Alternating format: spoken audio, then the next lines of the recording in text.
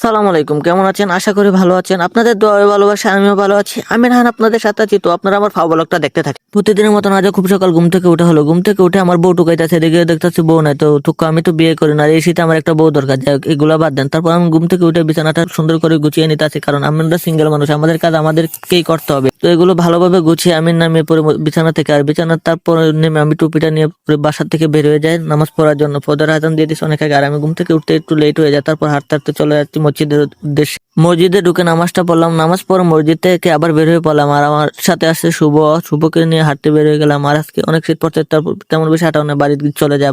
তো বাসায় এসে আমি সকালে নাস্তাটা শুরু করে দিই। তো নাস্তা শেষ করে আমি আবার বের হয়ে পড়ে হাঁটার জন্য। আর আমাদের বাড়িতে একটা ফুল গাছ আছে, আমার চাচা তার এখানে এসে আমি ফুল টুকাইতেছি। আর ফুলগুলো দেখতেছে অনেক সুন্দর। আর উপরের দিকে গাছটা দেখতেছেন, এই গাছ থেকে এই ফুলগুলো। এদিক দিয়ে দেখতেছে আমার চাচার আব্বা ছাগল জবা করছে, এটা আমার বাতিতে একজন আকিকার জন্য। তারপর এগুলো শেষ করে আমি চলে আসি ধান কাটার জন্য খেতে। খেতে এসে অল্প কয়েক মুঠ ধান কাটে আমি আবার বাসায় চলে যাই। বাসায় এসে দেখি বিরিয়ানি দিয়ে গেছে এক ফুলটা, ওইগুলো আমি খাওয়ার জন্য রেডি করে নিই। আর আজকে বিরিয়ানি গুলো অনেক সুস্বাদু হয়েছে, আমার চাচা রান্না করেছে। যাই হোক, ওগুলো খেতে থাকে আর আপনারা আমার সাথে থাক। তো আর এদিকে আপনারা এত নজর দেন না, নজর দিলে খাবো কিভাবে? যাই হোক, আমার পেটে বেদনা করবে।